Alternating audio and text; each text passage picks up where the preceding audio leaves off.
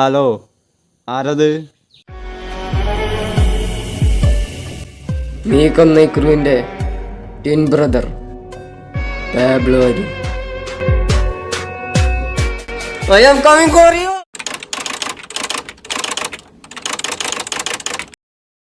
ഒറ്റപിള്ള അമ്പനി അള്ളപ്പടച്ചു, ഈ പാവപ്പെട്ട നമ്മളെയും അള്ളപ്പടച്ചു. ഈ ഒന്നും മിണ്ടാണ്ടിരിക്കടാ, നാട്ടുകാരെ കൊണ്ട് അതൊന്നും പറയിപ്പിക്കാൻ. ആരാ ഇത്? അച്ചുചേട്ടനാണോ? വായോ, അകത്തേക്ക് ഇരിക്കാം. വായോ, ഇരിക്കി കുട്ടുമോനെ. മോളെ രേവതി, എന്തൊക്കെയുണ്ട്? സുഖം തന്നെയല്ലേ?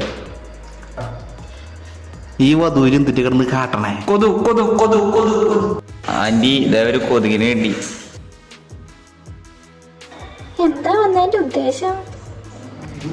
എങ്ങനെ പറയണമെന്ന് എനിക്കറിയില്ല. ഈ ചിത്രത്തിലെ പോലെ ശിവനും പാർവതിയുമാവാൻ നിങ്ങൾക്ക് സാധിക്കുമോ? എന്നെ നോക്കണ്ട, ഞാനൊന്നും പറഞ്ഞിട്ടില്ല. ഈ സുന്ദര നിമിഷത്തിൽ ഞാൻ രണ്ടുപേരെയും യോജിപ്പിക്കും. ഞാനിത് സമ്മതിക്കില്ല. മാറടാ കളവാ, ഞാനിത് സമ്മതിക്കില്ല. അറിയാ, വായോ വായോ വാ, ഞാൻ ഒരു കോഴിമുട്ട വാങ്ങിച്ചല്ലോ. വായോ വായോ. എന്താ മോളുസേ, നമുക്ക് ഒന്ന് രണ്ടൊക്കെ പറഞ്ഞിരിക്കുക, അതല്ല അതിന്റെ ഒരു രസം. എന്താ മോളുസ് ഇങ്ങനെയൊക്കെ നാണിച്ചിരിക്കണേ? നമുക്ക് എന്തെങ്കിലും ഒന്ന് അയ്യോ, ഞാൻ ഗ്യാസ് നിർത്തിയെന്നൊരു സംശയം, നോക്കട്ടെ.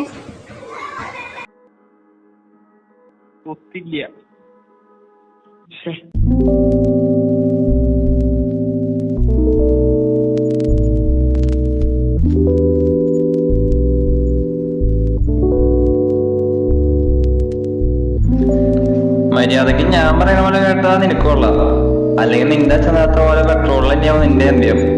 അതിന് നിനക്ക് എന്റെ അച്ഛനെ കുറിച്ച് എന്തറിയാം? ആളെ കുറിച്ച് എനിക്കറിയാം, ഞാൻ പറയട്ടെ.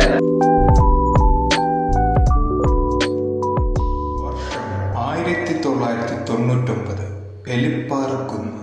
അവിടുത്തെ ഒരു പേര് കേട്ട മുതലാളിയായിരുന്നു താമരാക്ഷൻ മുതലാളി. അയാളുടെ ശത്രു ശങ്കരൻകുട്ടി. താമരാക്ഷൻ മുതലാളിയെ കൊല്ലാൻ പല വഴികളും ശങ്കരൻകുട്ടി ശ്രമിച്ചുകൊണ്ടേയിരുന്നു.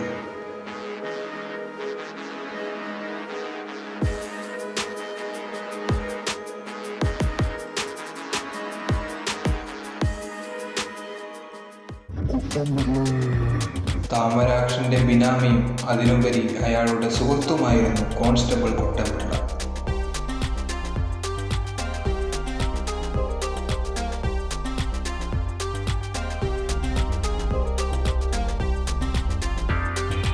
എല്ലാ ആപത്തുകളിൽ നിന്നും താമരാക്ഷനെ രക്ഷിക്കാൻ കുട്ടമ്പിള്ള ഉണ്ടായിരുന്നു.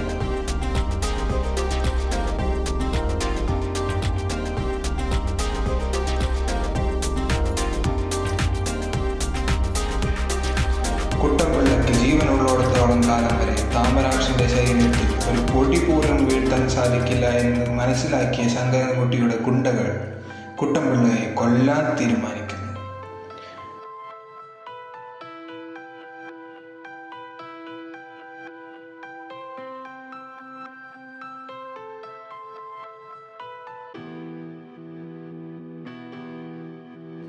കുട്ടമ്പിള്ളിയുടെ മരണവാർത്ത അറിഞ്ഞ് മകൻ രാജുമോൻ തന്റെ അച്ഛന്റെ അടുത്തേക്ക് ഓടി വരുന്നു.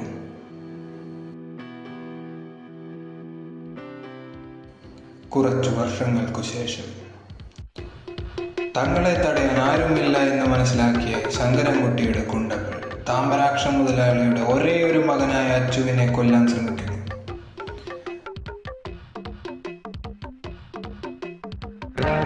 അവന്റെ വരവ് ആരും പ്രതീക്ഷിച്ചില്ല. തന്റെ അച്ഛനെ കൊന്നവരുടെ മുന്നിൽ നിസ്സഹായനായി നിന്ന രാജുമോനായിരുന്നില്ല. He was bloody damn തീപ്പെട്ടി രാജ.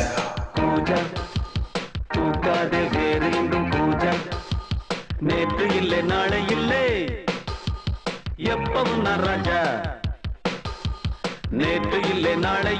எப்பவும் நான் ராஜா, கோட்டை இல்லை கொடியும் இல்லை அப்பவும் நான் ராஜா. ராஜா ராஜாதி ராஜனென்ற ராജா. താമരാക്ഷന്റെ മകൻ അച്ചുവും കുട്ടമ്പിള്ളയുടെ മകൻ തീപ്പെട്ടിയും കുട്ടിക്കാലം മുതലേ കൂട്ടുകാരായിരുന്നു. No, Ivana. No, please, please. തീപ്പെട്ടി വരുന്നേ അണ്ണാ തീപ്പെട്ടിയോടി വരുന്നേ തീപ്പെട്ടിയെ ചെയ്യാൻ പറ്റില്ല ആര് തടഞ്ഞാലും മാറില്ല തീപ്പെട്ടി വരുന്നേ അണ്ണാ തീപ്പെട്ടിയോടി വരുന്നേ തീപ്പെട്ടിയെ ചെയ്യാൻ പറ്റില്ല ആര് തടഞ്ഞാലും മാറില്ല 10ാമത്തെ മുണ്ടായി അവനടിച്ച് 5-6 സ്റ്റിച്ചുകൾ ഇതൊക്കിട്ട് ഓടിക്കോ നീ രാജന്മാർ നിന്നെല്ലാം തീർക്കു വേണം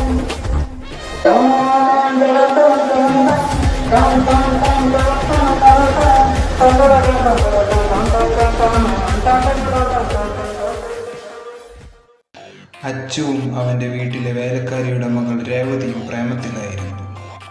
രേവതിയുടെ കുട്ടിക്കാലം മുതലേ പ്രണയം തോന്നിയ തീപ്പെട്ടി രാജാവ് താമരാക്ഷൻ പറഞ്ഞ പ്രകാരം അവരെ വേർപിരിക്കാൻ ശ്രമിക്കുന്നു.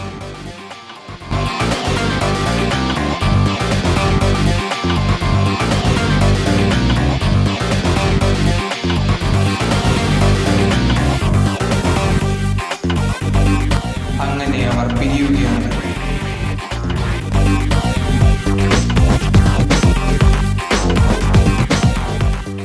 അച്ചുവിന് ഒന്നിൽ കൂടുതൽ കാമുകിമാരുള്ള കാര്യം രേവതി അറിയുകയും തീപ്പെട്ടിയോട് നിരപരാധിത്വം മനസ്സിലാക്കുകയും രാജുവിനോട് പ്രണയം പൊട്ടിപ്പുറപ്പെടുകയും ചെയ്യുന്നു. അങ്ങനെ അവർ ഒന്നിക്കുകയാണ്, സുഹൃത്തുക്കളെ ഒന്നിക്കുകയാണ്.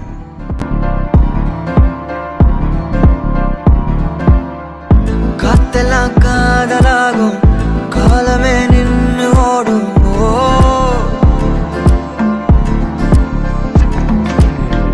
പക്കമാനിയു നാനും അപ്പതാ വാഴ തോണും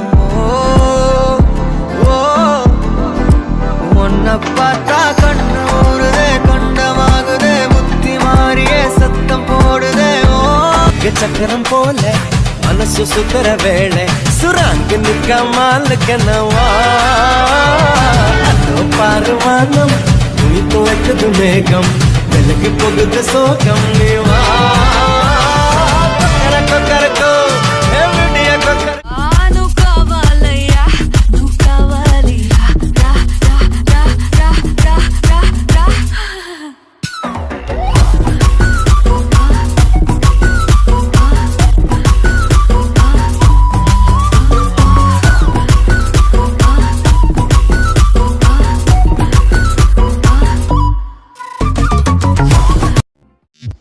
ശങ്കരൻകുട്ടിയിൽ നിന്ന് താമരാക്ഷനെ രക്ഷിക്കാൻ തീപ്പെട്ടി പോകുന്നു.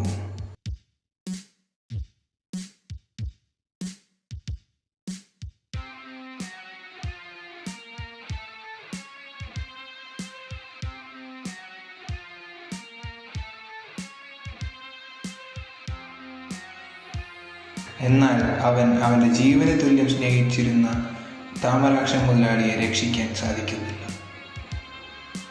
സംഭവസ്ഥലത്ത് ഓടി വന്ന അച്ചു കാണുന്നത് താമരാക്ഷനെ കുത്തുന്ന തീപ്പെട്ടിയെയാണ്. തീപ്പെട്ടി ഓടി രക്ഷപ്പെടുന്നു. അച്ചു ആപത്തിലാണെന്ന് കരുതി ശങ്കരൻകുട്ടിയുടെയും അച്ചുവിൻ്റെയും കണിയിൽ തീപ്പെട്ടി വീഴുന്നു.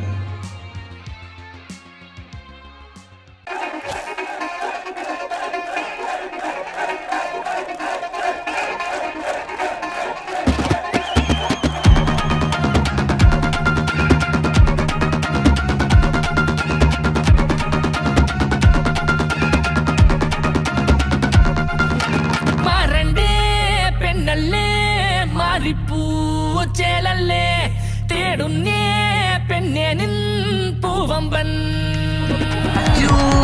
നേരം ചേരും നേരം ഉള്ളാകെയും ദീപാവലി നേരായേടി വന്നില്ലേടി കല്യാണ നാൾ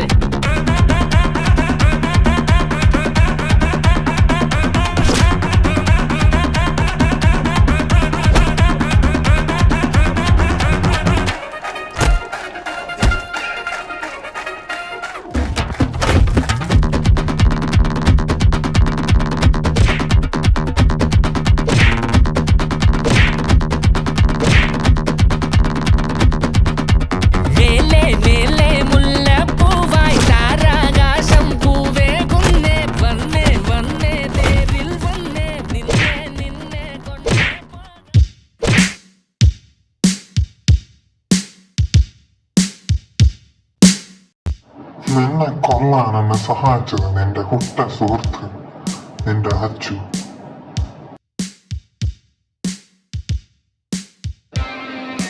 എന്റെ ആവശ്യം തീപ്പെട്ടിയായിരുന്നു. ഇനി എനിക്ക് നിന്റെ ആവശ്യമില്ല. നീയും നീ ജീവനോടെ വേണ്ട. തീപ്പെട്ടി വരുന്നേ അണ്ണ തീപ്പെട്ടിയോടി വരുന്നേ തീപ്പെട്ടിയൊന്നും ചെയ്യാൻ പറ്റില്ല. എന്റെ ചങ്കിനെ തൊടുന്നോടാ. എന്റെ മുതലാളിനെ കൊന്നൊരു തെറ്റ്, പക്ഷേ അതിനും വലിയ തെറ്റ് എന്റെ ചങ്കിനെ തൊടുന്നതാടാ. അതിന് മാപ്പിക്കടാ.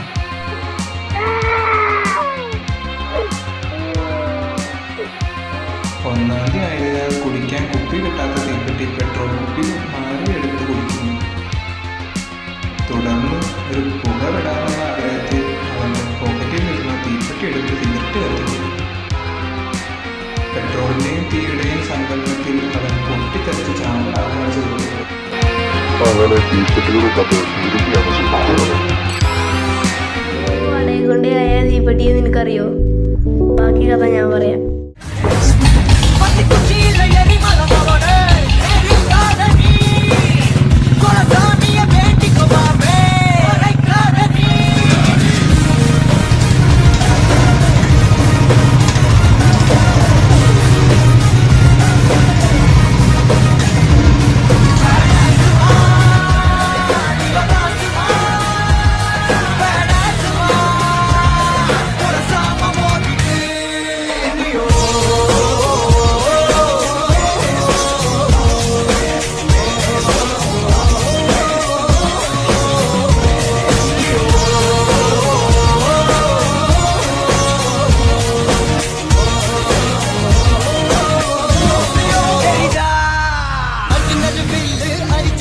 അയ്യോ മറന്നു. ആ ചേട്ടാ എന്നാ വണ്ടി ശരിയാക്കണ്ട, 500 ചേട്ടാ. ശരി എന്നാ. അങ്ങനെ ഗുണ്ടയായിരുന്ന തീപ്പെട്ടി മെക്കാനിക്കായി.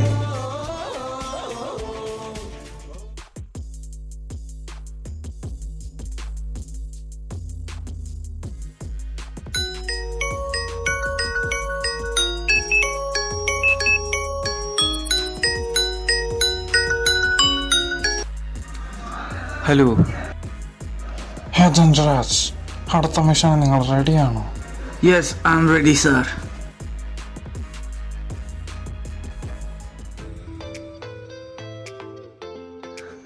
രേവതി, ഞാൻ വണ്ടിയുടെ പാർട്സ് വാങ്ങാൻ തിരുവനന്തപുരം വരെ പോയിട്ട് വരാം.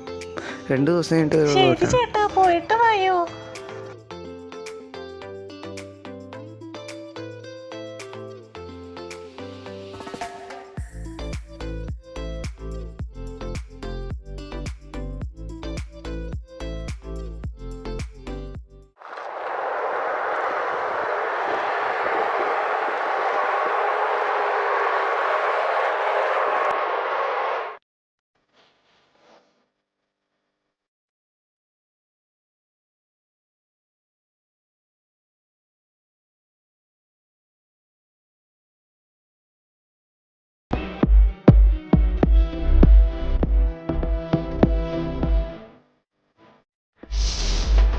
वो रेड बॉक्स मुझे दे दो और इधर से चले जाओ.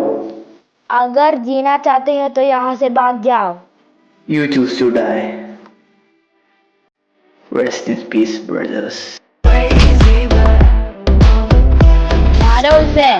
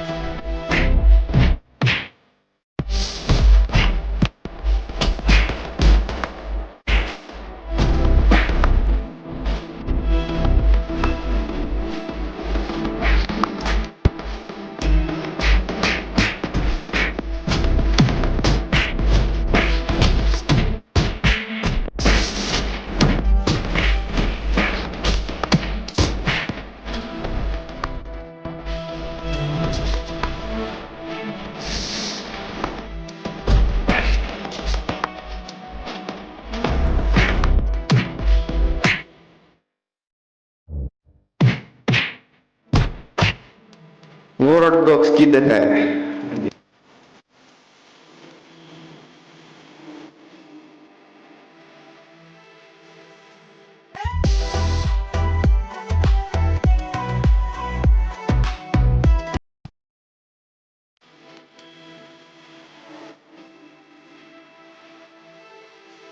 We got it. Red box kitty sir. Mission completed. തൻ്റെ വീട്ടുകാരെ പറ്റിച്ച് അവരുടെ മുന്നിൽ വണ്ടിയുടെ പാർട്സ് വാങ്ങാൻ തിരുവനന്തപുരത്ത് പോയി എന്ന് പറഞ്ഞ് തീപ്പെട്ടി തിരിച്ചു വരുന്നു.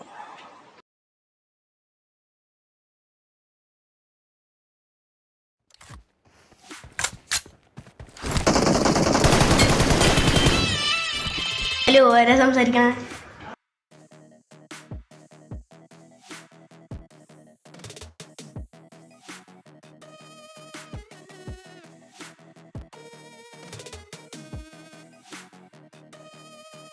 അച്ഛൻ phone. Hello hello agent Raj, നീ എടുത്ത റെഡ് ബോക്സ് അതെന്റെയാണ്. മര്യാദയ്ക്ക് അത് തിരിച്ചു തന്നതിന് ഞാൻ വെറുതെ വിടാം. അയ്യോ സാറേ, എൻ്റെ പേര് രാജൻ. ഞാൻ സാധാരണ ഒരു മെക്കാനിക്കാണ്. സാറിൻ്റെ ബോക്സ് ഒന്നും എൻ്റെ ഇല്ല. നീ ഏജന്റ് രാജ് അല്ലെങ്കിൽ യു ആർ സേഫ്.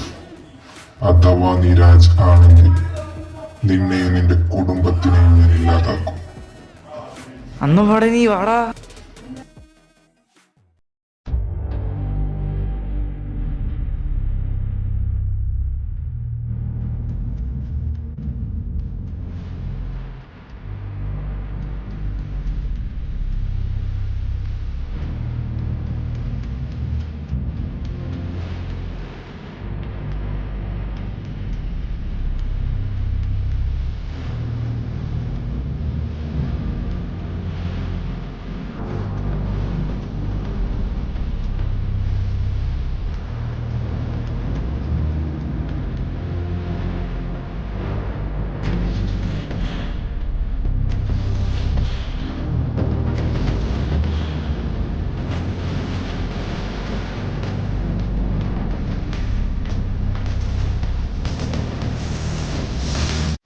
രാജനല്ലേ അവിടെ?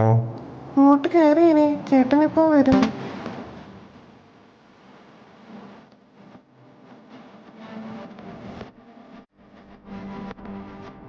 ഓനെ റെഡ് കൊടിയിലിടാ.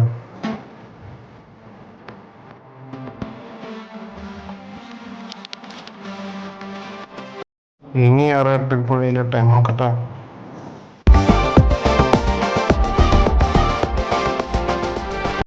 അയ്യോ എന്റെ മോനെ.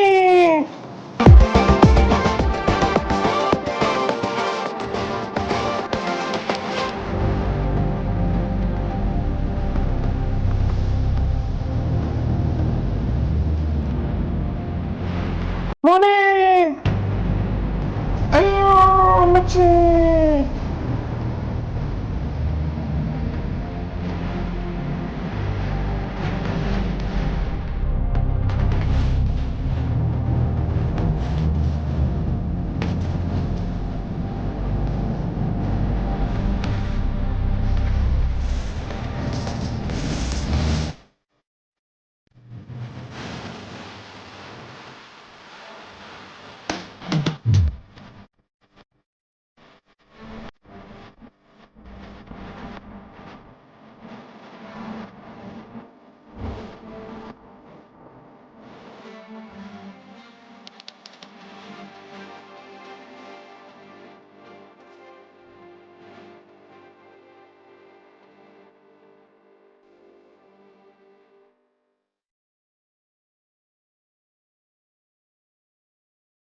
അയ്യോ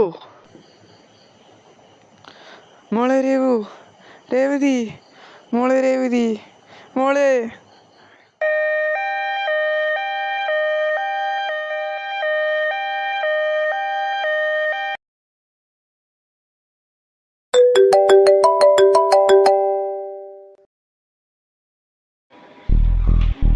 ദാസ്, എബ്രഹാം ദാസ്, എന്നെ നിനക്ക് ഓർമ്മയുണ്ടോ എന്ന് ചോദിക്കുന്നു.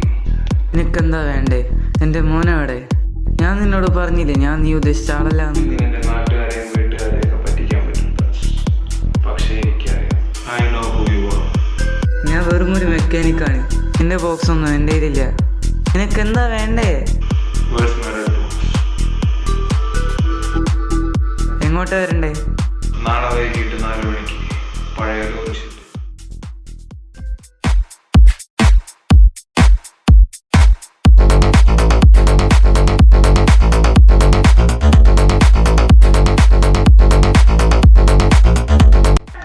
വരണം ഏജന്റ് രാജ്. എൻ്റെ മകനെ വെറുതെ വിട്. നിനക്ക് എന്നെയല്ല വേണ്ട ദാസ്. എൻ്റെ ഈ ചെറിയ ഗുണ്ടാസംഘത്തിലേക്ക് സ്വാഗതം.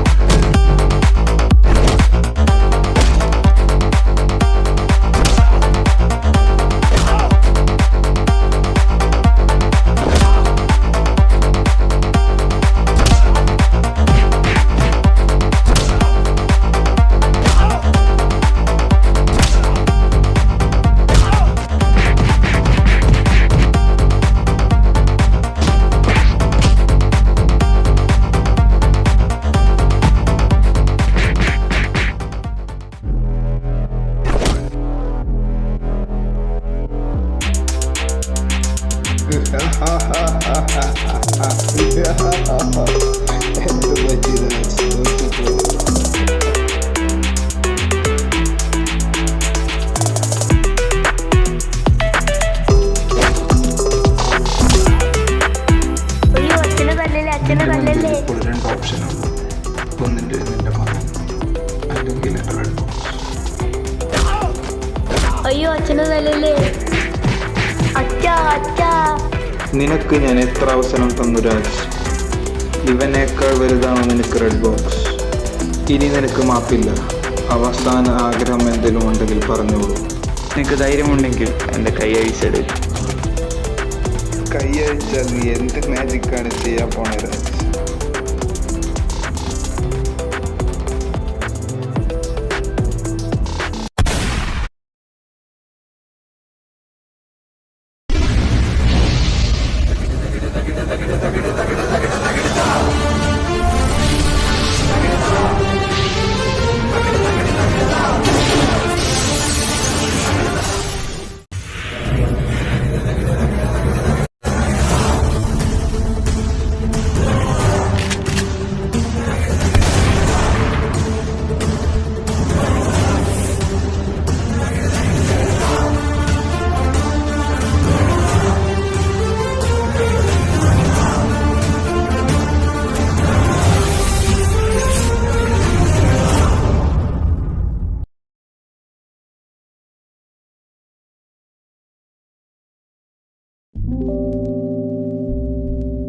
അന്ന് രാത്രി ദാസിന്റെ ബോഡി പെട്രോൾ ഒഴിച്ച് കത്തിച്ചു. അത് അച്ഛന്റെ ബോഡിയാന്ന് എല്ലാവരും വിശ്വസിച്ച് അച്ഛൻ അടുത്ത മെഷീനായി പോയി. ഇയാളെന്തായാലും നാട് വിട്ടു പോയി. ഇനി അന്വേഷിക്കാൻ ആരും വരില്ല. അത് നിനക്കുള്ള കോളാ. പിന്നെ എന്റെ ഫോണിൽ എനിക്കല്ലാണ്ട് നിനക്ക് കോൾ വരുമോ? ചളി രണ്ട് കോളെടുക്കണ കോട്ട.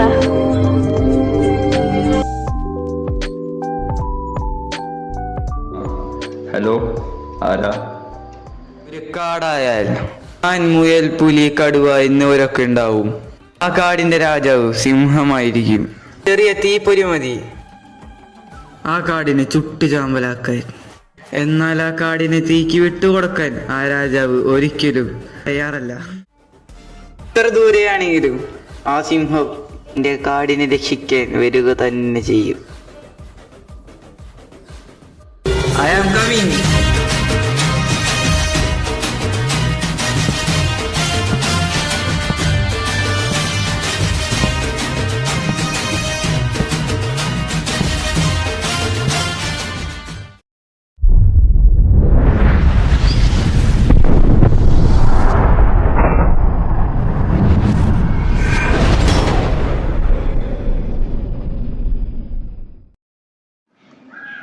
തൻ്റെ സാന്നിധ്യം തൻ്റെ വീട്ടുകാർക്ക് ആപത്ത് വരുത്തും എന്ന് കരുതിയ ഏജന്റ് രാജ് തൻ്റെ മിഷൻസിനായി ദൂരേക്ക് പോകും.